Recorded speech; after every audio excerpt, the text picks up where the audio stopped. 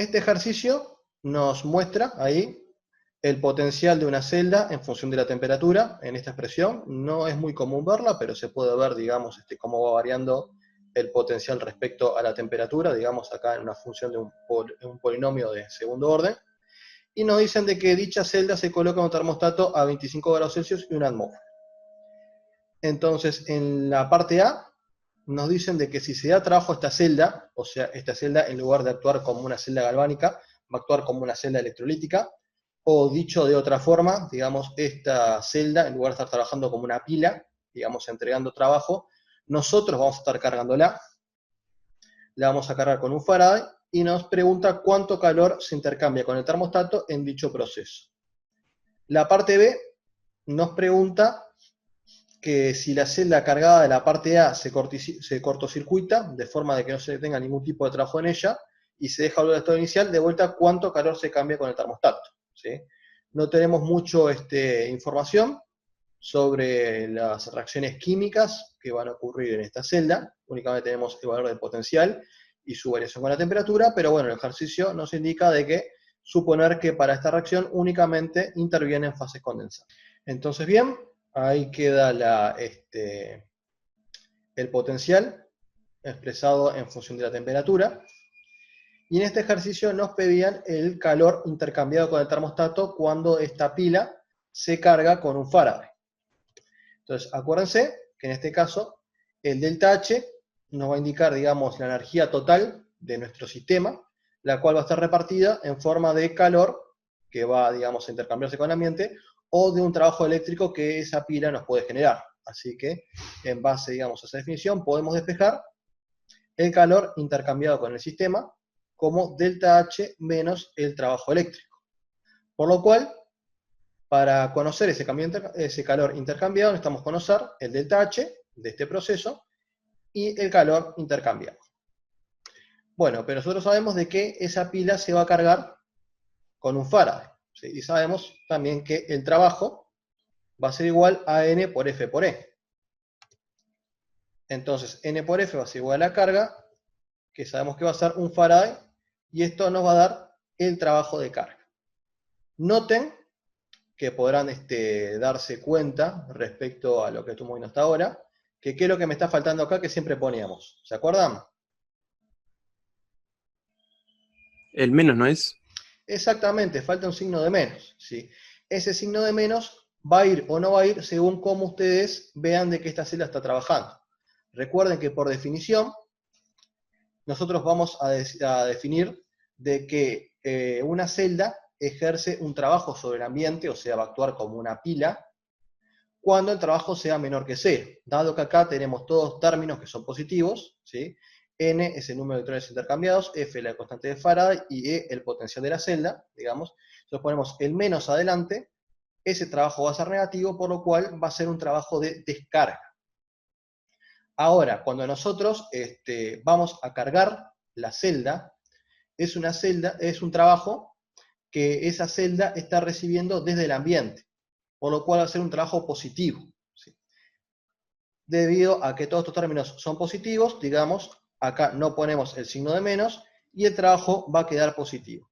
Esto es una cosa que ustedes van a tener que darse cuenta, ¿sí? Porque, digamos, la ecuación únicamente les va a dar el trabajo en función, digamos, del potencial de trabajo de la celda, del N y el F, ¿sí? Si están trabajando en condiciones de descarga, ¿sí? O sea, la celda se está descargando, el trabajo siempre va a ser negativo, por lo cual acá adelante va a ir un signo de menos. Ahora, si ustedes van a cargar esa misma pila, el trabajo va a ser positivo, por lo cual ustedes acá no van a poner el signo de menos. ¿Sí quedó claro? Sí, se entendió, quedó claro. Ahí va. Perfecto, ¿sí? Se los comento simplemente porque es una cosa que el signo va a ir o no va a ir, digamos, una cosa que ustedes van a tener que poner. Dándose cuenta si estamos trabajando en carga o descarga, es si va o no va ese signo de menos, ¿sí? Acá simplemente, a forma de recordatorio, el trabajo de carga para una celda siempre va a ser mayor que 0. Bueno, entonces, nosotros conocemos la carga, va a ser un Faraday, lo que necesitamos conocer es el potencial. ¿Cómo podemos calcular este potencial? ¿Sustituyendo la temperatura en la ecuación? Exactamente, sí, vamos a sustituir la temperatura en la ecuación. Sabemos de que esta pila va a estar trabajando en un termostato a 25 grados. Así que entonces, esta expresión nos va a indicar el potencial en función de la temperatura, Así que sustituyendo la temperatura, digamos por 298 Kelvin, creo que ahí el ejercicio indicaba que la temperatura estaba en Kelvin, obtenemos el potencial de trabajo a 25 grados Celsius. Ahora con el potencial, y sabiendo que vamos a cargar con un Faraday, obtenemos el trabajo de carga, ¿sí? De vuelta en Joule por mol, y fíjense justamente que es un trabajo positivo, porque estamos cargando nuestra pila, ¿sí? En caso de que estuviera descargando, tendremos que poner acá el potencial de descarga, y en este caso, digamos, el signo de menos iría acá, y sería un trabajo que la celda entregaría al ambiente. Bárbaro. Así que entonces ya tenemos la primera mitad, ¿no? Porque para calcular el calor intercambiado necesitamos el trabajo y el delta H. Ahora nos falta calcular el delta H.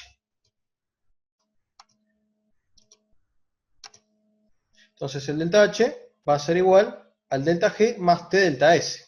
¿Sí? En este caso el delta G es bastante sencillo, porque va a salir por la ecuación fundamental de la termodinámica. Así que en este caso trabajamos, digamos, en condiciones de descarga. Ponemos el delta G como menos N por F por E, y obtenemos el delta G para la descarga. ¿Qué pasa con el delta S? ¿Cómo podemos sacarlo?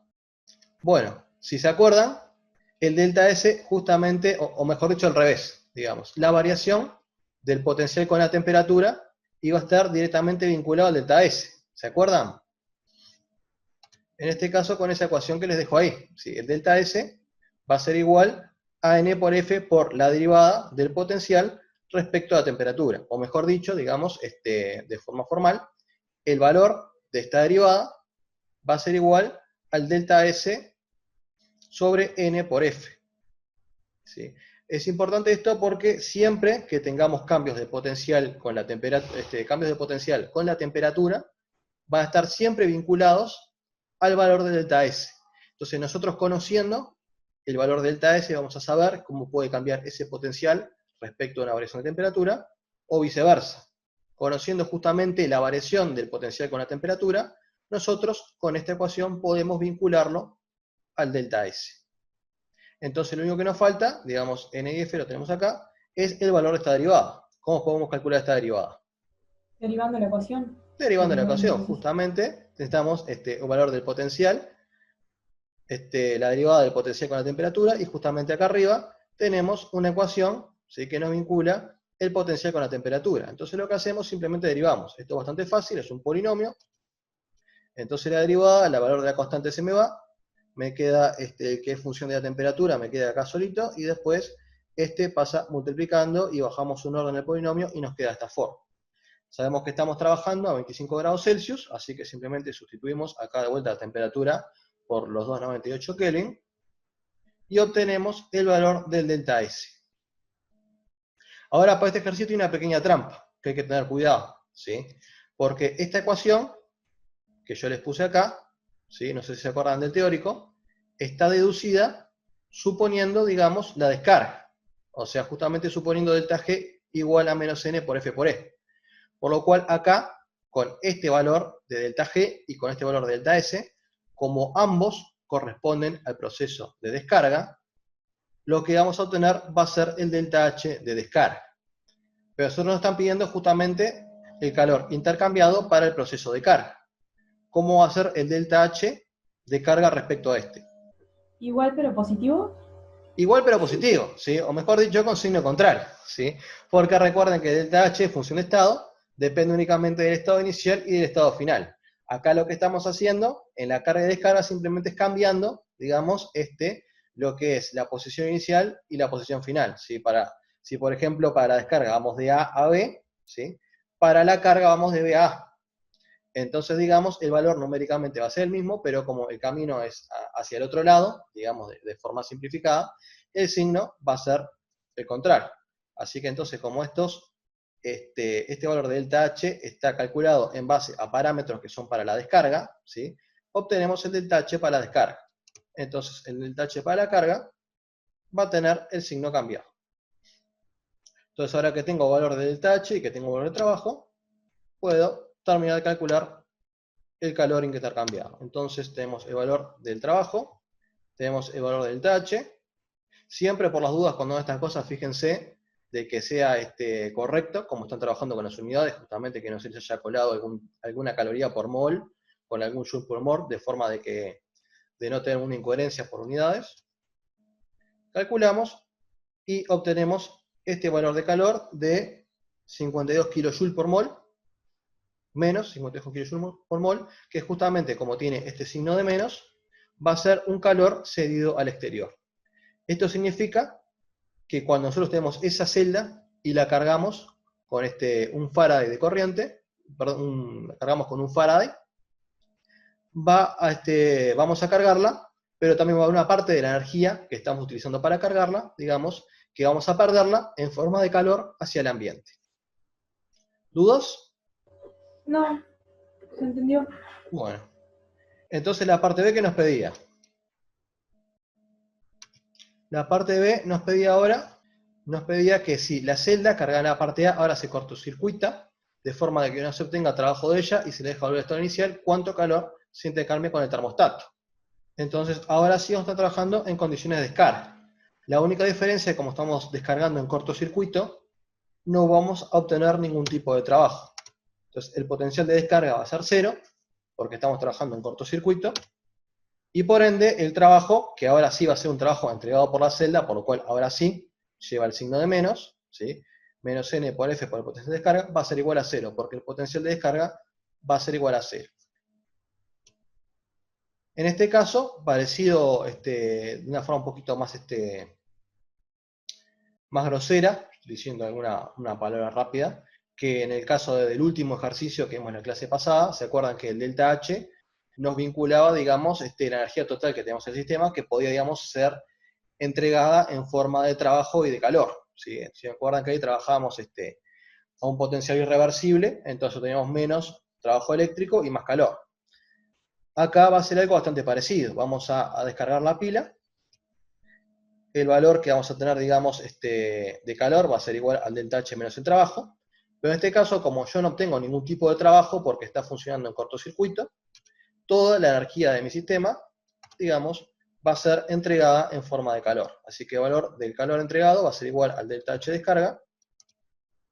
Y toda esa energía que la celda me puede entregar en forma de trabajo eléctrico, digamos, no voy a decir a perder, digamos, porque si nosotros, por ejemplo, ahí utilizamos algún tipo de intercambiador de calor o algún dispositivo similar, podemos aprovechar esa energía en forma de calor, pero si hablamos netamente en forma de energía eléctrica, en forma de un trabajo eléctrico, en este caso, al trabajar en cortocircuito, toda esa energía química que tengo en mi pila, la pierdo, no genero ningún tipo de trabajo eléctrico, y únicamente va a ser disipada como calor. Bueno, ¿dudas? No, No, creo que no. no. Bueno, vamos para el próximo entonces, ¿les parece? Dale. Bueno,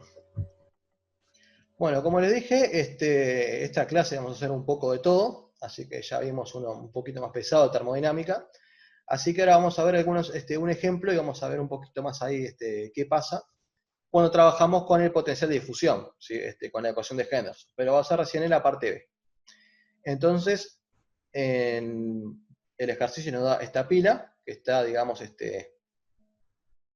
formada por como nos indica el diagrama de barras, y en la parte A nos piden calcular la FEM, la fuerza electromotriz, teniendo en cuenta únicamente las reacciones de los electrodos y dejando de lado los efectos del transporte iónico. Y la parte B nos pide calcular el potencial de unión líquida, o el potencial de difusión, suponiendo que el transporte para el catión va a ser igual a 0,8. Bueno, entonces lo primero que hay que hacer cuando tiene un ejercicio de este tipo es identificar qué reacciones tiene lugar. ¿Se acuerdan que en los diagramas de pila esto era un puente salino que separaba nuestros compartimientos, y de este lado, ¿qué teníamos? ¿Qué compartimiento? Este lado, El ano.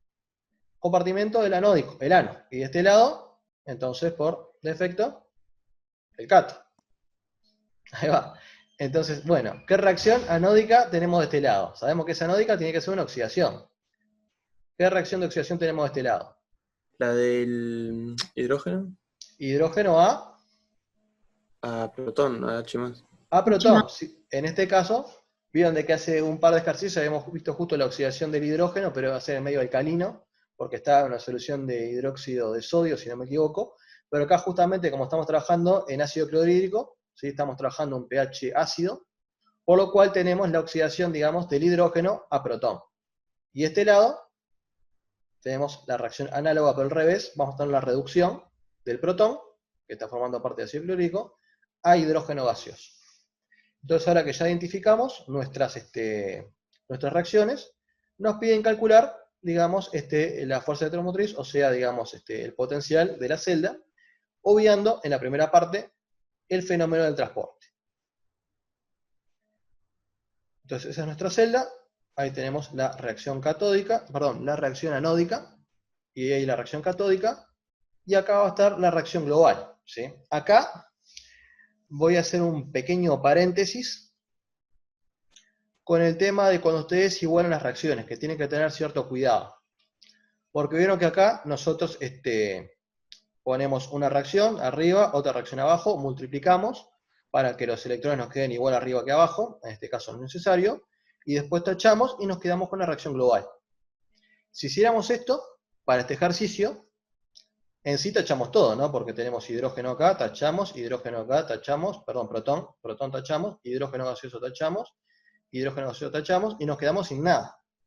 Entonces no tenemos reacción. Fíjense que en este caso estamos trabajando en dos compartimentos separados. Estamos trabajando en un compartimiento, digamos, anódico, un puente salino, y un compartimiento catódico, ¿sí? Por lo cual, esta solución, que tengo acá, de ácido clorhídrico, físicamente se encuentra separada de la que tengo acá. No se encuentran mezcladas entre ellas, ¿sí? Por lo cual, estas concentraciones, cuando yo aplique, digamos, la ecuación de Nernst, van a existir. Por lo cual, no es tan sencillo como tachar esto con esto, ¿sí? Porque estos se encuentran en compartimentos separados. Por eso, la reacción queda de la forma que tiene acá, ¿sí? Donde esta presión de hidrógeno corresponde a esta que tengo acá, a la presión de hidrógeno del compartimento anódico. Tengo la concentración de protón del compartimento catódico, y después al revés, tengo la concentración de protón del compartimento anódico, y la presión de hidrógeno del compartimento catódico, ¿sí? Tengan cuidado porque ustedes tachan todo acá, se van a quedar sin nada y no tienen absolutamente nada. En este caso, si nosotros planteamos la ecuación de Nernst, acuérdense, digamos que esta es la versión simplificada, cuando trabajamos a 25 grados Celsius, recuerden de que ponemos 0,059 acá, de que ya era del pasaje del logaritmo en base 10 de Periano al logaritmo en base 10, y ya la temperatura a 25 grados Celsius. Y en este caso, en los productos vamos a depender de esta presión de hidrógeno, que nos va a quedar acá, y de esta concentración de protones que nos va a quedar acá. Y en los reactivos vamos a depender de esta presión de hidrógeno, que la tenemos acá, y de esta concentración de protones que tenemos acá. Esto que tenemos es lo que se conoce como una pila de concentración, ¿sí? Una pila de concentración, porque acá el potencial, ¿cómo va a ser el potencial de la celda? ¿Cero? Cero, justamente porque es el potencial estándar del cátodo menos el potencial estándar del ánodo, pero a ambos lados tenemos la misma reacción, o sea que esto va a tener un valor de una constante menos ese mismo valor, así que este término acá va a valer 0. Ese término vale 0. Lo cual no significa que nuestra pila no vaya a tener potencial. Podemos tener la misma semirreacción a ambos lados de mi celda, pero yo puedo jugar con mis concentraciones, o puedo jugar, digamos, con las presiones, en este caso de los gases que yo tenga, justamente para tener un potencial distinto de 0. Esto es lo que se conoce como una pila de concentración. Una pila que me genera una diferencia de potencial, digamos, no directamente por las semirreacciones que tenemos, porque los efectos prácticos son la misma, sino más bien porque tengo concentraciones distintas en ambos compartimientos. De todas formas, si bien, digamos, esa pila podría funcionar así, en este caso particular, están las concentraciones y las presiones de forma tal de que arriba y abajo me da lo mismo, o sea que esta relación me da 1, logaritmo de 1 igual a 0, y el potencial de la celda da igual a 0. Pero lo importante acá justamente es que el potencial de la celda no me da 0 porque las reacciones son las mismas a ambos lados. Me da igual a 0 porque, bueno, sí, en una parte son las mismas reacciones a ambos lados, pero yo puse concentraciones y presiones de forma tal de que este término me valiera igual a 1. ¿Quedó claro? Sí. Sí. Bueno, lo importante un poco de este ejercicio justamente es eso, que tengan cuidado cuando igualen las reacciones, sobre todo cuando están trabajando en compartimentos separados, de no tachar, porque si no ustedes acá se quedan sin nada. Ustedes acá perfectamente pueden tener una pila de concentración porque pueden tener una concentración distinta en el cátodo y el ánodo. Y esto, digamos, son compartimentos separados, separados físicamente, por lo cual, digamos, son soluciones distintas. Bueno, entonces la parte B nos pediría ahora calcular el potencial de unión líquida. Para eso, en principio, digamos, ya las soluciones no están en compartimentos separados, así que el puente sanguíneo tendríamos que sacarlo. Y en este caso, digamos, las soluciones estarían en contacto físico entre ellas dos, pero sin convección forzada, o tendríamos la presencia de algún tabique que nos permitiría el intercambio de los iones que tenemos ahí en solución. Entonces, en ese caso, el dato que nos dan es el número de transporte del protón, es decir, del protón en este caso, que es el catión, y acá simplemente a forma de repaso, recuerden de que en el ánodo tenemos, ahora sacamos el puente sanguíneo, tenemos todos en una única solución. En el ánodo tenemos una solución de ácido clorhídrico 0,01 mol por litro, y en el cátodo tenemos una solución de ácido clorhídrico 0,01 mol por litro. ¿Sí? Independientemente de los efectos del transporte que pueden haber justamente por la aplicación de ese campo, vamos a tener un gradiente de concentración desde el ánodo hacia el cátodo, por lo cual, digamos, tanto el protón como el cloruro van a migrar por gradiente de concentración. La diferencia va a ser que si bien la movilidad del protón es mucho mayor, digamos que en algún momento va a llegar antes al cátodo que el cloruro, entonces vamos a tener una separación de cargas de los protones que ya llegaron respecto a los cloruros que están por llegar todavía, y eso nos va a generar ese campo adicional que se conoce como potencial de unión líquida o potencial de difusión. ¿Se acuerdan cómo los calculábamos? Ese potencial en particular. Con la ecuación de Henderson. Ahí hablé alguien al final, ese creo que se acordó. Lo calculamos con la ecuación de Henderson. ¿Sí? La ecuación de Henderson nos permitía calcular esos potenciales de difusión. También se acordarán de que la ecuación de Henderson es un poquito pesada de trabajar, depende de varios parámetros, pero a los efectos prácticos en el curso vamos a trabajar con dos casos simplificados. El primero, que va a ser el que vamos a ver ahora, es justamente cuando tenemos el mismo electrolito 1 a 1 a ambos lados, a ambos compartimientos, pero en concentraciones distintas. Por ejemplo, acá 0,01 y acá 0,001. El otro caso particular que vamos a llegar a ver en el curso va a ser cuando tenemos concentraciones iguales de electrolitos que tienen 1 a 1, que tienen un contraion común. Por ejemplo, en este caso tuviéramos una solución 0,1 molar de cloruro de sodio, y en este caso una solución 0,1 molar, por ejemplo, de cloruro de potasio. En ese caso tiene igual concentración y comparten el mismo contraion, el cloruro. Pero ese caso no lo vamos a ver hoy. Hoy simplemente vamos a ver este de acá, que estamos trabajando con el mismo electrolito 1 a 1 en concentraciones distintas. Bueno, entonces, para ese caso particular, la forma simplificada, sí, simplificada, se puede llegar a decir, reducida, del potencial de difusión va a quedar de esta forma como menos RT sobre F por la movilidad del catión menos el anión más la suma de los dos por logaritmo de C sub 2 sobre C sub 1. Siendo en este caso C sub 2 la concentración de ese electrolito en el cátodo y C sub 1 la concentración de ese electrolito en el ánodo. Aparte, si nosotros tenemos la suerte de contar con los números de transporte, como tenemos acá, podemos simplificar un poquito más esto. En este caso, como son electrolitos 1 a 1, la sumatoria del número de transporte tiene que ser igual a 1, o sea que el número de transporte del protón más el cloruro tiene que ser igual a 1. Así que de acá ya puedo despejar el número de transporte del cloruro. Si yo sé que la del protón es 0,8, el cloruro tiene que ser 0,2. Y bueno, si vamos a la definición del transporte, que como la movilidad del catión sobre la sumatoria la suma de las dos, y la anión de igual forma, vemos que este término acá, tenemos el número de transporte acá para el catión, y de este lado estamos restando el número de transporte del anión. Entonces, sustituyendo rápidamente, esto nos va a quedar igual al número de transporte del catión menos el anión. Acá sustituimos el anión como 1 menos el número de transporte de protón, que fue lo que hicimos acá. y podemos llegar a esta expresión que es un poquito más rápida de utilizar.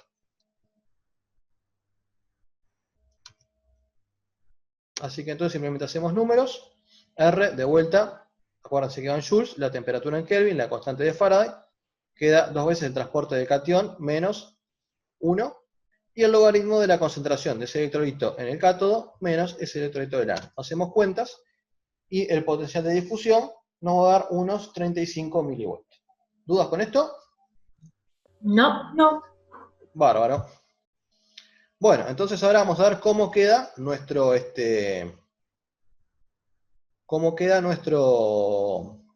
nuestro programa al final, ¿no? Porque en este caso, la celda queda armada de esta forma, donde tenemos los dos electrodos conectados, tenemos el cátodo acá, el ánodo acá, tenemos la concentración, esta concentración, digamos, de ácido, esta presión de hidrógeno, concentración de ácido, presión de hidrógeno, y en este caso, si yo quiero calcular el potencial para esta celda, ahora en esas condiciones, tomando en cuenta el potencial de difusión, el potencial va a ser igual al potencial del cátodo menos el potencial del ánodo más el potencial de difusión. Si ya vimos en este caso, en el caso anterior, en la parte A, que el potencial de esa celda vale 0, así que va a ser 0 menos 0. No, esto creo que no está del todo bien. Tiene el mismo valor, pero no necesariamente tiene por qué ser 0. ¿Sí? Esto sería el estándar. Eso capaz que habría que fijarse bien, o sea, el potencial de celda, o sea, el cátodo menos ánodo va a dar igual a 0. No necesariamente va a ser 0 menos 0, pero sí, la resta va a dar 0.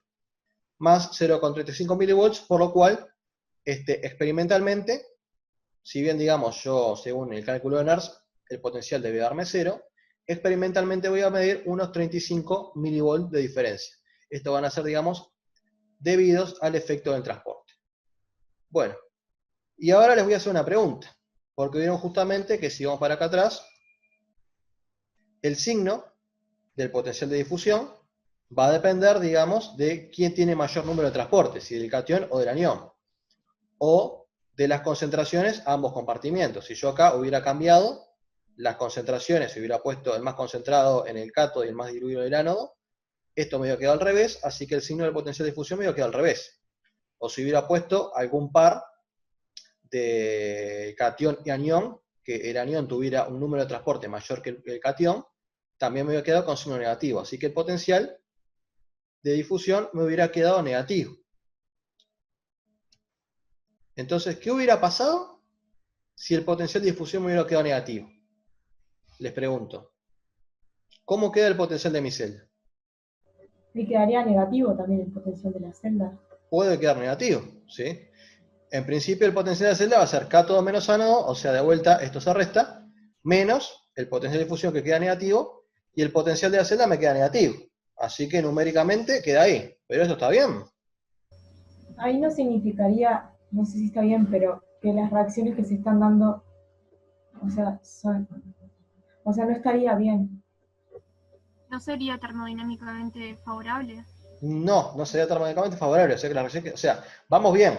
Estamos llegando, digamos, a que el potencial que estamos calculando es negativo. Nosotros estamos viendo que la termodinámica me dice que el potencial, por definición, tiene que ser positivo. Entonces, ¿cómo solucionamos esto? Si el potencial va para ese lado, entonces, lo que hacemos lo damos vuelta. ¿Sí? Y lo que era cátodo, ahora es ánodo, y lo que es ánodo, ahora es cátodo. ¿Sí? Esto es lo que termodinámicamente se da. ¿Qué es lo que pasa? Ahora el sentido de la corriente, como ambos lados del cátodo y el ánodo exactamente igual, va a depender del valor del potencial de difusión. Entonces, si yo llego, es un caso muy particular pero extremadamente particular, porque estamos trabajando con una celda cuya diferencia de potencial vale 0, ¿sí? Y que el potencial va a ser única y exclusivamente el potencial de difusión. Así que el sentido de la corriente va a ir en función del potencial de difusión. ¿Sí? Es muy extraño que esto pase. Casi siempre va a tener un potencial de celda que va a valer, no sé, por ejemplo, 500 milivolts, y está, bueno, el potencial de difusión sumará, entonces será 535 milivolts o restará, y entonces será rápidamente 565 milivolts, perdón, 465 milivolts. Entonces de esa forma se soluciona. Este caso, muy particular, como el potencial de la celda va a ser 0, ¿sí? El sentido de la corriente va a estar determinado por el potencial de difusión. Entonces, yo al llegar a este valor de acá, lo que me doy cuenta es que justamente por este efecto las reacciones se dieron vuelta. Entonces ahora cátodo es ánodo y ánodo es cátodo, ¿sí? No porque esté haciendo electrólisis, solamente porque el potencial de difusión me lo pudo dar vuelta. Su valor es tan grande que me sirvió para dar vuelta el potencial de la celda. Entonces si yo ahora, tomando en cuenta mis reacciones de esta forma, que son totalmente válidas, porque el potencial del cátodo va a ser igual siendo al potencial del ánodo, o sea, yo tampoco es que esté rompiendo alguna ley termodinámica ahí, pero planteándome de esta forma, ahora si yo planteo mi potencial de difusión, pero tomando este como el cátodo, y ahora este como el ánodo, sí voy a llegar a tener un valor de potencial de difusión positivo, y el potencial de mi celda va a ser positivo. No porque yo esté haciendo trampa, sino de porque el potencial de difusión llegó a dar vuelta, digamos, las reacciones que yo esperaba. Bueno, ¿quedó claro esto? Porque capaz que es medio entreverado, medio complicado de ver. ¿Les quedó claro ahí? Sí. Sí. Sí, quedó claro. Igual de vuelta, este es un caso muy extremo. Es un caso tan extremo en el cual el potencial de difusión es suficientemente grande como para dar vuelta el sentido de una reacción. Pero de todas formas está bueno que lo sepa. Sí, el potencial de difusión puede tanto sumar como restar. Pero de todas formas el potencial de celda me tiene que dar positivo. Si el potencial de difusión es tan grande, que me lo da, el potencial de difusión es tan grande, puede llegar el caso de que me dé vuelta el sentido de las reacciones, justamente por ese potencial de difusión. Pero son casos extremos. Bueno, ¿alguna duda, alguna cosa más o pasamos al próximo? No, ninguna. Bueno, vamos con el próximo entonces. Bueno, ahí faltó, quedó el potencial ahora de la celda en estas condiciones va a quedar, el potencial leído de esta forma va a quedar como 0,35 milivoltios. Bueno, en este caso vamos a trabajar un poquito más formalmente ya con lo que sería una pila, digamos, en las condiciones más básicas, en las condiciones más puras, básicas, digamos, que es en base a los coeficientes de actividad. Acá voy a hacer una pequeña acotación respecto al curso. Nosotros cuando trabajamos, digamos, con la ecuación de Nernst, cuando trabajamos, digamos, con una celda, formalmente siempre utilizamos los coeficientes de actividad, siempre trabajamos con actividad, porque lo que va formalmente ahí, en la parte logarítmica, son las actividades. Pero, a los efectos prácticos, para no complicar tanto los ejercicios desde el punto de vista didáctico, vamos a trabajar con concentraciones. Vamos a suponer soluciones diluidas, soluciones 0,1 mol por litro, 0,2, capaz que no mucho más de eso. Podemos tomarlas como soluciones diluidas y trabajar aproximando la actividad a la concentración. Eso, digamos, es lo que hemos hecho hasta ahora. Pueden haber algunos casos, como hacer por ejemplo, que es un ejercicio medio particular, en el cual vamos a trabajar exclusivamente con la actividad. ¿Cómo se van a dar cuenta ustedes en un ejercicio, digamos, a la hora de estar en el parcial, si tienen que trabajar con la concentración o la actividad? Y la respuesta que les voy a dar es sencillo. Si el ejercicio no les indica en ningún momento que tienen que utilizar algo de actividad, no usen actividad absolutamente para nada, trabajen con la concentración, salvo que el ejercicio dé algún indicio de lo contrario, de que tengan que trabajar con la actividad, digamos, ustedes ignórenlo y trabajen como si fuera solución diluida. Entonces, este ejercicio es uno de los casos particulares que vemos, en el cual tenemos esta pila, que la tenemos acá. Entonces nos dicen que el potencial de la pila son 219 volts a 298 Kelvin para una molalidad, en este caso estamos trabajando con concentración molal, o sea, moles por kilogramo de solvente, de 1 por 10 a la menos 4, y un potencial de menos 0,71 volts a 298 para una molalidad de 0,2. Entonces nos pide escribir las reacciones electródicas y calcular el coeficiente de actividad iónico medio para el cloruro de cobre, 0,2 molar. Entonces vieron que acá, si ya pide calcular el coeficiente de actividad iónica medio, bueno, ya el ejercicio medio que nos va guiando, nos va diciendo que tenemos que utilizar coeficientes de actividad en lugar de la concentración. También, digamos, para que no quede tan descolgado, digamos, del ejercicio anterior, vemos que acá el potencial es positivo y acá el potencial de celda es negativo. ¿Qué significa este potencial negativo? ¿Esto les parece coherente?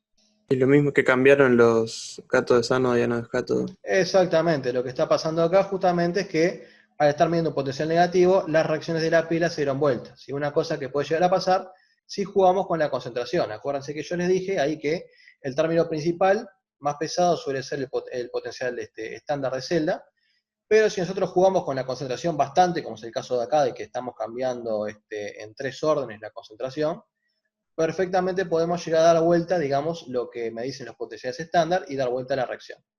A los efectos prácticos pueden imaginarse estos datos que tienen acá, como digamos ya todos terminaron el curso de laboratorio, digamos hasta ahora, como cuando están trabajando en potenciometría con el milivoltímetro, en el cual digamos el equipo les indica la diferencia de potencial entre dos bornes. Entonces si trabajamos en las condiciones 1, tenemos una diferencia de potencial de 2,19 milivolts, pero cuando cambiamos las condiciones ya el equipo nos indica una media negativa, simplemente nos indica que un borne tiene mayor potencial que el otro, o como justamente Juan Pablo nos indicó recién, se están dando vueltas justamente el sentido de las reacciones. No es lo más común verlo así, pero bueno, podemos decir que estamos trabajando con un milivoltímetro y que estamos viendo esta reacción con un potencial negativo, que efectivamente significa que mis reacciones se están dando vuelta. Pero bueno, a los efectos prácticos podemos trabajar con la ecuación de Nernst con cierto cuidado, podemos seguir trabajando con la ecuación de Nernst. Entonces bien, lo primero que tendrían que decirme acá, que me pide, son las reacciones electrolíticas. Así que en este caso, ¿qué semireacciones tenemos? De este lado, recuerdan que tenemos el ánodo, así que acá, ¿qué reacción de oxidación tengo? De este lado. De cobre 0 a cobre 2. De cobre 0 a cobre 2. Tenemos la oxidación de cobre 0 a cobre 2. Y cloruro de cobre en este caso es un electrolito fuerte que se encuentra completamente disociado, así que en este caso cobre a cobre 2. Y este lado, reducción. Plata 1 a plata 0. Sí, 50%. Y cloruro de plata 1. Ahí va, me gusta más así. Ahí va, perfectamente. Acuérdense la diferencia entre plata 1 a plata 0, de cloruro de plata a plata. Si en este caso tenemos, si no tenemos este caso acá, esto tendría que indicar la concentración o algo, pero en este caso, como no indica concentración, es un sólido, por lo cual, digamos, si esto se encuentra como sólido, es la reducción del cloruro de plata a plata, ¿sí? Si esto fuera, digamos, algún electrolito fuerte, por ejemplo, un nitrato de plata que está diluido, sí podría ser de plata más a plata 0. Pero en este caso es de sólido a sólido, es cloruro de plata a plata. Así que entonces con eso nos planteamos el potencial para mi reacción global. Así que en este caso, como bien dijimos, tenemos la oxidación del cobre a cobre 2 y la reducción del cloruro de plata a plata liberando cloruro al medio. ¿Sí? En este caso multiplicamos esta por 2 y bueno, y sí nos queda nuestra reacción global. Entonces, en este caso, la ecuación de Nernst nos queda de esta forma. ¿Qué queda lo que nos pedía? Nos pedía el coeficiente de actividad iónica media. Bien, perfecto.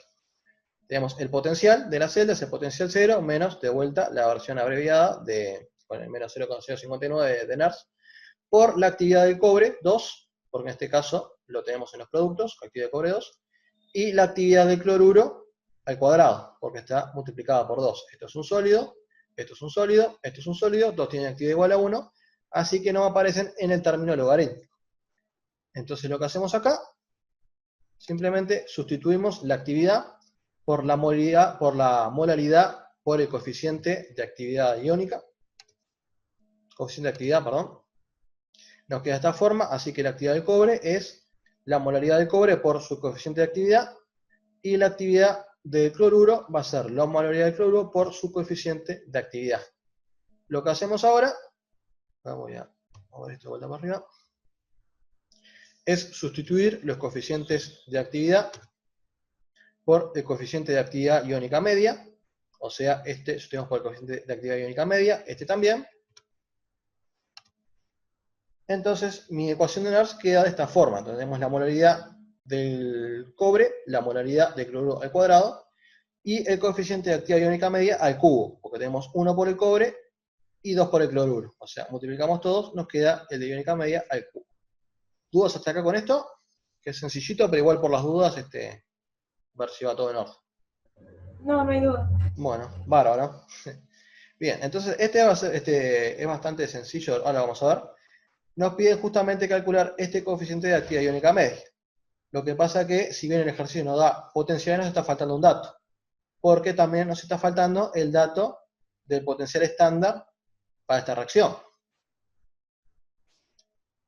Lo que hacemos es trabajar con el primer dato que nos da, ¿sí? Que sabemos que estamos trabajando con una concentración de 1 por 10⁻⁴ molal, y nos tenemos este potencial, y lo que podemos hacer como truquito es suponer esta solución como ¿qué? ¿Cómo se les parece que cómo se encuentra esto? Muy concentrado, Diluida. muy diluida. En este caso está muy diluida. Si estamos trabajando en soluciones diluidas, ¿qué podemos aproximar? Ese coeficiente, ¿a cuánto va a tender? El coeficiente de actividad, Sí, a 1. a 1, ¿sí? El coeficiente de actividad iónica media va a tender a 1, ¿sí? Justamente porque estamos trabajando en solución diluida. ¿Qué es lo que hacemos, digamos, cuando trabajamos con la concentración, ¿no? O sea, trabajamos en soluciones diluidas, aproximamos ese coeficiente de actividad iónica media igual a 1, entonces, digamos, la actividad es aproximadamente similar a la concentración molar, y bueno, si la densidad no es muy distinta a 1, esa concentración molar no es muy distinta a la concentración molar. Entonces es como estamos trabajando. Suponemos el coeficiente de actividad iónica media como 1 para solución diluida, entonces sustituimos ese 1 acá, tenemos el valor de potencial, y de esta forma despejamos el valor de potencial estándar para mi reacción. Y ahora, ya conociendo ese dato, simplemente para el otro dato que tenemos, estamos trabajando con una solución un poquito más concentrada. Si bien no les voy a mentir, muchas de las soluciones que trabajamos en los ejercicios van a tener una concentración parecida a esta, pero vamos a suponer como diluida, pero bueno, eso es una leve aproximación que hacemos.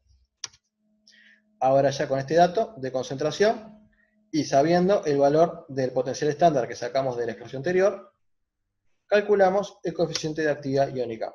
Vieron que no era muy complicado, un poquito la idea de hacer uno ahí que tuviera alguna parte de actividad por si algún momento tiene que hacer, vieron cómo trabajar un poquito con eso. Bueno, entonces pasamos a que es un poco parecido a la primera parte. Nos piden que, sabiendo que el potencial leído a 0,5 volts es 0,5 volts para esta pila, cuando M es un electrolito 0,1, siendo MSL un electrolito fuerte y M un metal, nos piden calcular el potencial de la pila a 25 grados Celsius, suponiendo que la ley de Weizsäcker de los coeficientes de actividad iónica media es aplicable. Y después para M0,1 nos piden calcular el potencial a 35 grados Celsius, sabiendo que el delta H, bueno, vale tanto, que ahí indica. Entonces, bueno, de vuelta a identificar qué reacciones tenemos. Esto es medio parecido al anterior, pero al revés, ¿no? En este caso, esta es la reacción que tenemos anódica, va a ser de la plata al cloruro de plata, de vuelta. Y en este caso, digamos, parecido al cobre, en el anterior, solamente que ahora es un metal más 1 en lugar de un metal más 2, tenemos la reducción de este metal más a metal 0. Entonces planteamos nuestras reacciones, y esto es bastante parecido que la reacción anterior. Planteamos nuestra ecuación de Nernst, sustituimos las concentraciones, o sea, trabajamos directamente con las actividades, o sea, en este caso va a depender. Esto es un metal, esto es un metal, esto es un sólido, así que tiene actividad igual a 1, o sea que en los productos va a 1. Y en los reactivos tenemos esto, que es un metal, con actividad igual a 1, y las actividades de M+, y de cloruro. O sea que, de esta forma nos queda la ecuación de Nernst, y sustituimos la actividad del metal por su molaridad, por su coeficiente de actividad iónica media. Con el cloruro hacemos lo mismo, y entonces como tenemos 1 y 1, nos queda el coeficiente al cuadrado. Tenemos este dato, que nos da el ejercicio, que vale 0,5, y nos piden calcular el potencial estándar. En este caso, a diferencia del ejercicio anterior, que teníamos, digamos, un sistema de 2 ecuaciones, no podemos aplicarlo, porque tenemos una ecuación sola acá, pero el ejercicio nos dice que es aplicable la ley de Weizsäcker para calcular este coeficiente, y justamente es lo que vamos a hacer ahora. Entonces la ley queda expresada de esa forma, donde el logaritmo de este coeficiente de actividad iónica media va a ser igual a este valor 0,51, que este valor es cuando estamos trabajando en solución acuosa a 25 grados Celsius, que va a ser no voy a decir el 100% de los casos, pero sí va a ser el 99% con mucho por ciento de los casos, vamos a estar trabajando en solución acuosa a 25 grados Celsius, la carga del catión, la carga del anión, y la raíz cuadrada de la fuerza iónica. Y la raíz cuadrada de la fuerza iónica, podemos calcular, perdón, la fuerza iónica, mejor dicho, la calculamos como un medio de la sumatoria de las concentraciones por sus cargas. En este caso tenemos ese electrolito M+ con cloruro. Así que entonces la fuerza iónica que expresada de esta forma, la concentración, supongamos es diferente acá, pero por ejemplo concentración del M+, por su carga al cuadrado, la concentración de cloruro por su carga al cuadrado, da la fuerza iónica. Hacemos números, sacamos el logaritmo del coeficiente de actividad iónica media, y nos queda expresado de esa forma. Entonces ahora, ya conociendo ese valor, volvemos a la expresión de Nernst, y calculamos el potencial estándar para esta reacción. Bueno, ¿dudas? No. Bueno, este también vieron que era bastante sencillo. Un poco la idea de estos ejercicios era mostrar un poco el funcionamiento de algunas ecuaciones que no son tan comunes de usar, pero por lo menos está bueno que las vean, aunque sea una vez, por si se tienen que enfrentar a algo parecido, por lo menos ya hayan visto algún ejemplo. Bueno, la parte B nos pide, para cuando trabajamos, como el caso anterior, para una molaridad de 0,1, calcular el potencial a 35 grados, sabiendo que el delta H corresponde a 25, es de 2,5 por eso a la Joule-mol. Entonces nos piden calcular el potencial de esa celda a 35 grados, ¿sí? Y a cada vuelta hay que empezar a abrir los ojos, porque vieron que a veces según los datos que nos dan, es así nos va indicando el camino. Entonces si ya nos están dando el valor delta H, seguro que algún cálculo termodinámico vamos a tener que hacer, porque para algo nos están dando ese dato que tenemos ahí. ¿Se acuerdan qué nos vinculaba justamente el cambio de potencial con la temperatura? Lo vimos hace un par de ejercicios. ¿Qué parámetro termodinámico era? Justamente el delta S. Raúl justamente nos dijo la entropía. Sí, la diferencia de entropía nos va a vincular el cambio en el potencial de trabajo, ¿sí?, respecto a la temperatura. Entonces tenemos que calcular justamente el valor del delta S. Ese valor va a estar vinculado a justamente la derivada de esa que vimos, y en base a eso vamos a ver cómo calculamos el potencial a 35 grados. Entonces, a 25 grados, yo sé que delta G va a ser igual a delta H menos T delta S, justamente el delta S, ese valor que a mí me interesa, porque sé que me va a vincular el potencial con la temperatura, con ese cambio de temperatura. El delta G es bastante sencillo de calcular, menos N por F por E. Entonces nos queda con ese valor que tenemos ahí. Y el delta H es dato. Ya lo tenemos acá. Entonces con el valor de delta G que calculamos mediante la ecuación fundamental de la termodinámica, y el delta H, que es el dato, rápidamente podemos despejar el valor de delta S y nos queda de esa forma, ¿sí? 833 Joule-mol Kelvin. Ahora vamos a ver cómo con ese dato podemos calcular esa variación de potencial con la temperatura, ¿sí? Lo primero, que es la suposición que vamos a hacer siempre, es que como estamos trabajando con cambios de temperatura relativamente chicos, para, digamos, el rango de temperatura que puede operar una celda, por ejemplo, puede operar en un rango de temperaturas desde temperatura ambiente hasta, por ejemplo, no sé, un par de cientos de grados, según, digamos, los materiales con los que están confeccionadas. Entonces un cambio de unos 10 grados tampoco es un cambio importante. Por lo cual vamos a considerar el delta S constante en ese intervalo de temperaturas. Entonces lo vamos a vincular justamente el valor de esta derivada, ¿sí?, de la derivada del potencial respecto a la temperatura a presión constante, con el valor de delta S de esta forma. Entonces tenemos el valor de delta S, sabemos la cantidad de equivalentes que se intercambian en la reacción, tenemos la constante de Faraday, y vamos a obtener de esta forma el valor de esa derivada del potencial en función de temperatura en forma de volts sobre Kelvin, que esto nos va a indicar la variación del potencial de nuestra celda con la temperatura de trabajo, ¿sí?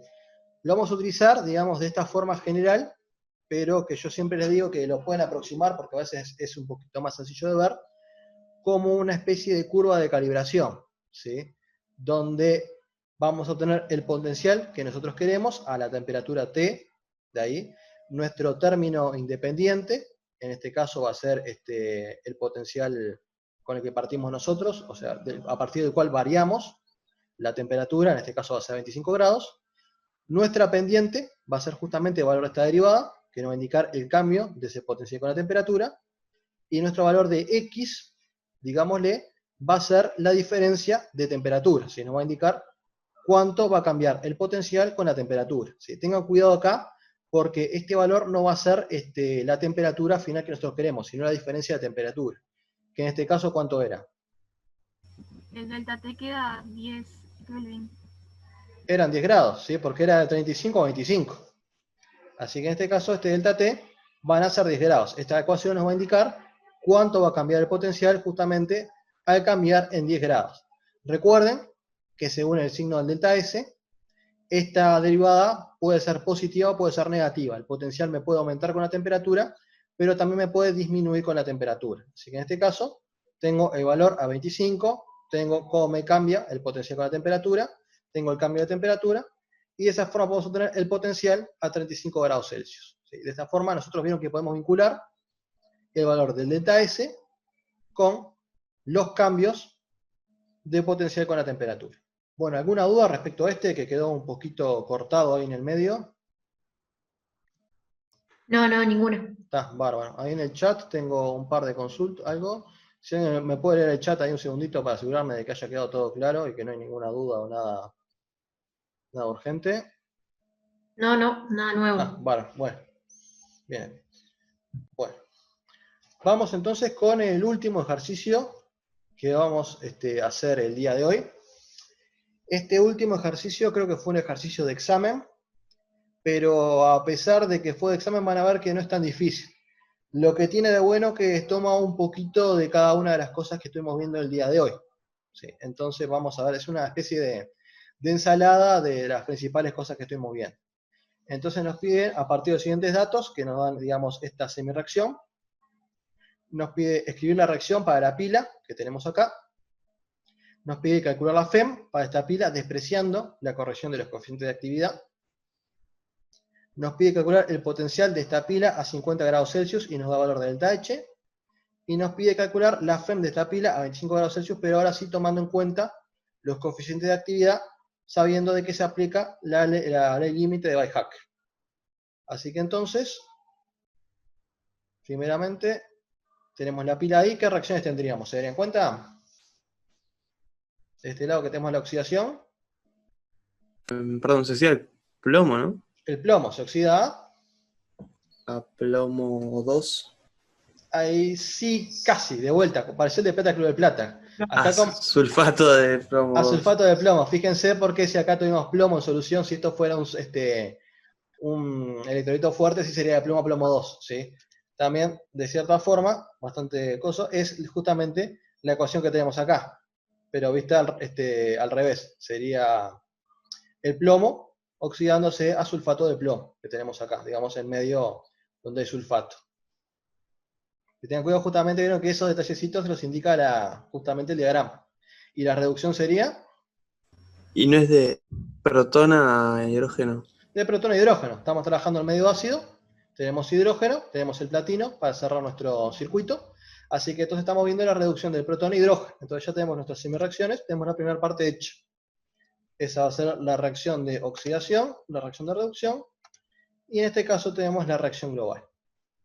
En la primera parte nos pedían calcular la FEM, despreciando los coeficientes de actividad iónica media, así que en este caso es sencillo, va a ser las concentraciones de lo que tenemos, la concentración del ácido sulfúrico, del protón al cuadrado.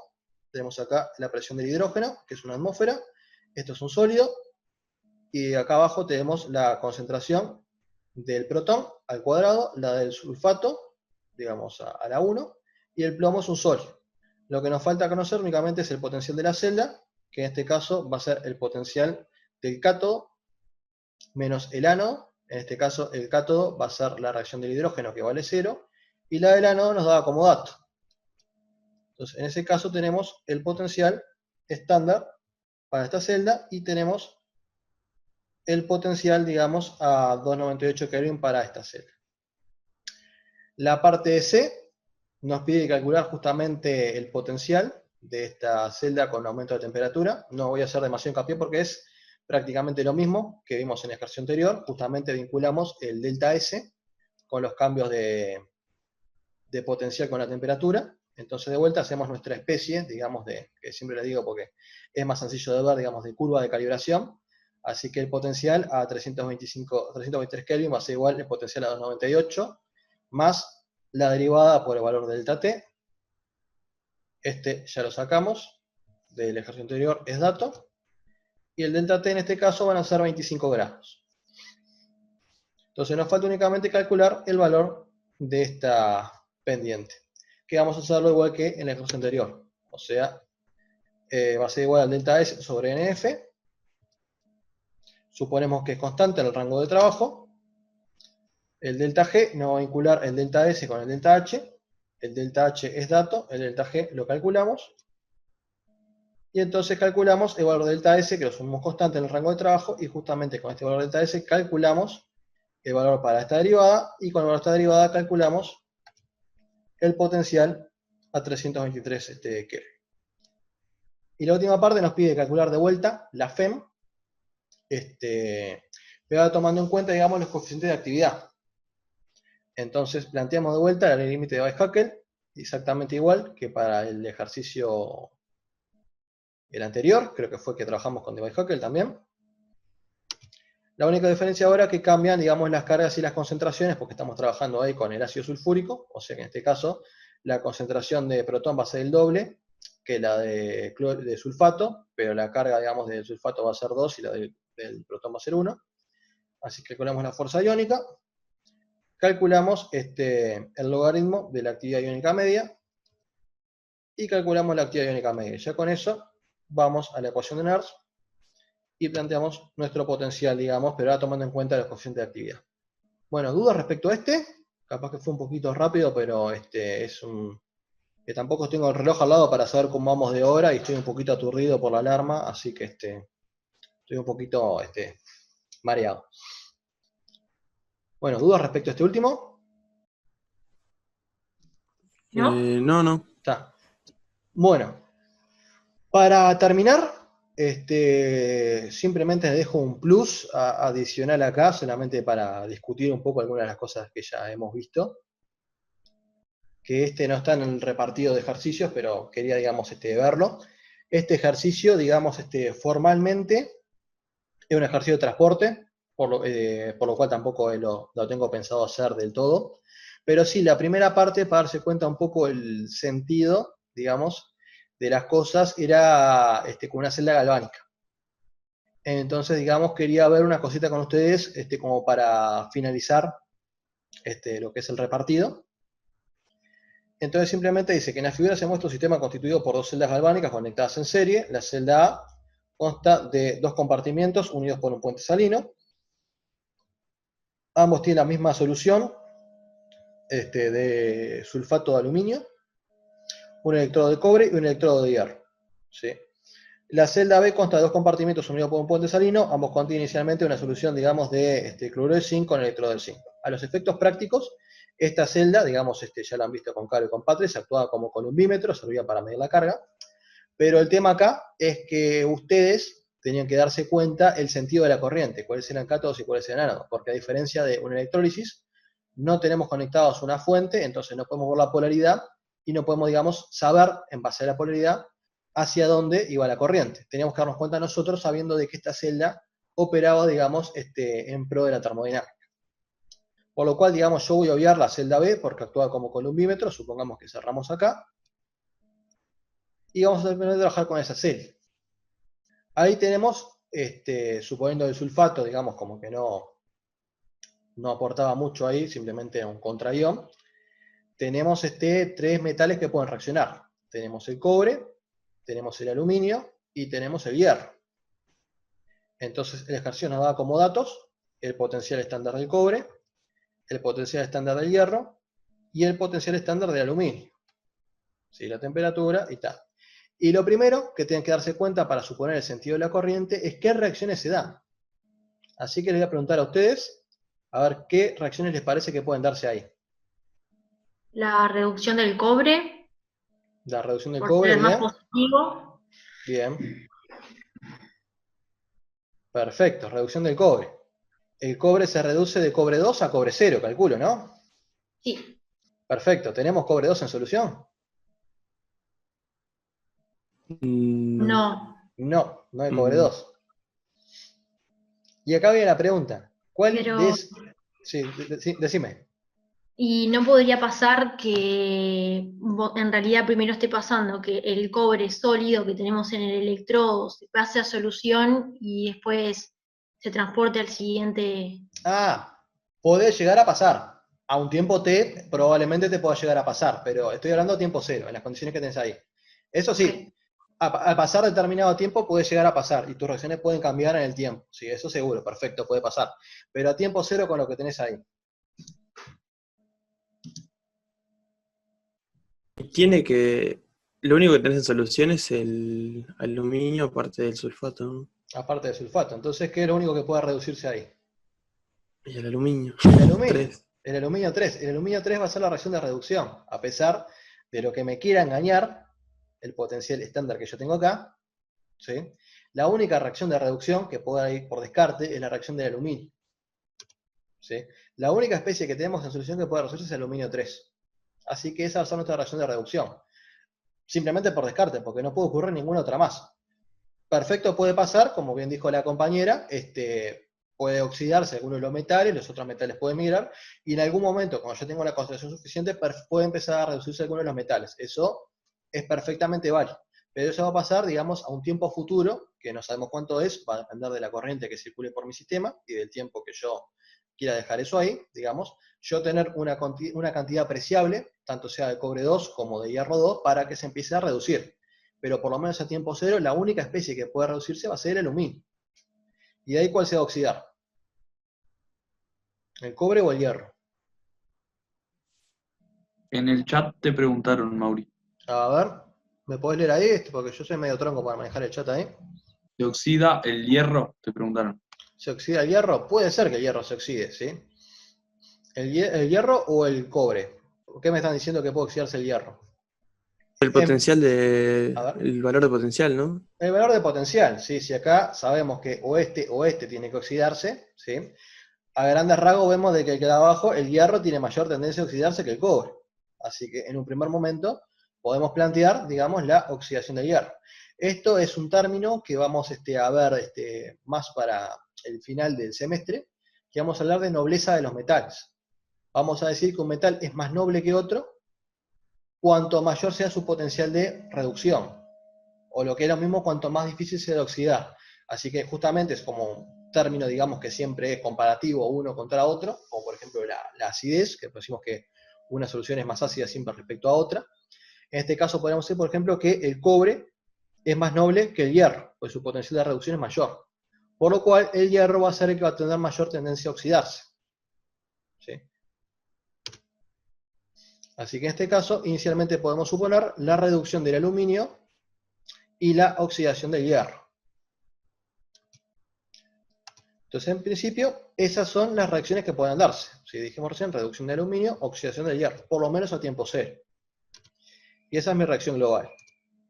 Ahora, si yo calculo el potencial estándar para mi celda, lo calculo como el potencial de aluminio menos el potencial del hierro, que me da un valor de menos 1,22 volts. ¿Qué les parece? Este valor es bastante negativo. ¿Esto estará bien? Y no sé. No, es muy negativo. No debería. No parece ser algo coherente, ¿no? Va en contra de lo que estamos razonando. Si estamos diciendo que estas reacciones se dan, ¿sí? Y estamos viendo este término muy negativo, ya uno empieza a sospechar, ¿no? Porque justamente me empieza a indicar que la reacción tendría que darse para el otro lado. Yo estaría imaginando que esto sea al revés, ¿no? Que se dé la oxidación del aluminio y la reducción del hierro. Pero recuerden de que este potencial es el potencial estándar. Es en condiciones estándar. A 25 grados, a presión igual a una atmósfera, y a concentraciones igual a 1, que no necesariamente son las concentraciones que tenemos nosotros. ¿Sí? Nosotros estamos trabajando en este tipo de condiciones muy particulares, entonces para ver cómo es el potencial, digamos, en estas condiciones yo tengo que, digamos, que corregir este valor con la ecuación de Nernst. Entonces planteamos la ecuación de Nernst para nuestro sistema.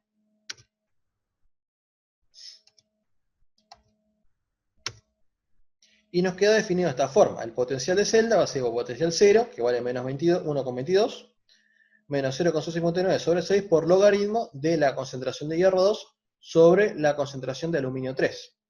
¿Qué es lo que pasa? Mi concentración de aluminio es dato. Decía por ahí, supongamos que daba, no sé, 0,1, pero es dato. ¿Qué pasa con la concentración de hierro en solución a tiempo cero? ¿Cuánto vale? Pero vale 0. En principio no tengo. Pero como es medio difícil jugar con los ceros y ese tipo de cosas, vamos a jugar, digamos, con límites. Y vamos a suponer, en este caso, que la concentración a tiempo 0 de hierro va a tender a 0 para poder resolver nuestro sistema. Así que supongamos que tiende a 0. ¿Qué pasa con mi sistema? Si esto tiende a 0, digamos, es 0 sobre un valor finito, digamos, va a tender a 0.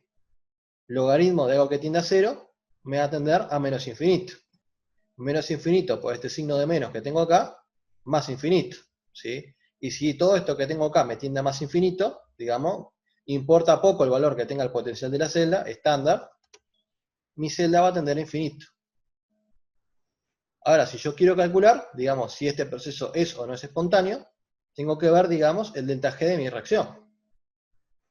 El delta G menos N por F por E, digamos, si el potencial tiende a infinito, entonces el delta G va a tender a menos infinito. Entonces, ¿esta reacción es espontánea o no es espontánea? Sí, Va a ser espontánea, ¿sí? Va a ser espontánea. Si bien el potencial estándar de mi celda, ¿sí?, es negativo, es muy negativo, y todo me indica que la reacción tiene que ir hacia el otro lado, yo puedo jugar con el término logarítmico, puedo cambiar las concentraciones, de forma de que, digamos, varíen el potencial de la celda, o inclusive den vuelta lo que me indica la termodinámica, ¿sí?, solamente por el efecto de las concentraciones. En este caso, digamos, si bien esto en condiciones estándar va para este lado, digamos, yo al trabajar con concentraciones tan chiquitas de hierro en solución, desplazo la reacción hacia donde yo quiero, ¿sí? O por ejemplo, para aquellos que hayan cursado 103 y lo tengan un poquito más fresco, de vuelta, principio de Le Chatelier. ¿Qué pasa si yo, esto que tengo acá, lo hago tender a 0? ¿Hacia dónde desplazo mi equilibrio? hacia la derecha. Hacia la derecha, porque si yo saco esto que tengo acá, por más que si este potencial mida menos 1,22, mi reacción va a tener que pasarse para este lado, ¿sí? La moraleja de esto es que tengan cuidado con estos valores de potencial estándar 0. En la gran mayoría de los casos, el sentido de la celda va a ser el mismo que el potencial estándar 0. Lo cual no significa que siempre la reacción vaya al mismo lado que me indica esto. Yo puedo jugar con mis concentraciones de forma tal de dar vuelta a las reacciones y que vaya para el otro lado. Ojo, tienen que ser condiciones muy anormales, digamos, tenemos que estar trabajando, digamos, con o una concentración de algo que me tienda a 0, o con diferencias de concentraciones increíblemente grandes, ¿sí?, o potenciales de celda estándar tan chiquititos, ¿sí?, sean reacciones que sean tan parecidas y potenciales tan chiquititos, ¿sí?, que pequeños cambios en el logaritmo me pueden afectar el potencial de la celda. Generalmente va para el mismo lado, ¿sí? Generalmente si la celda me dice, el potencial estándar me dice va para este lado, es altamente probable que vaya para ese lado. Pero ojo, acuérdense de que ustedes cuando calculan el potencial en condiciones prácticas, y para eso tienen que usar la ecuación de Nernst.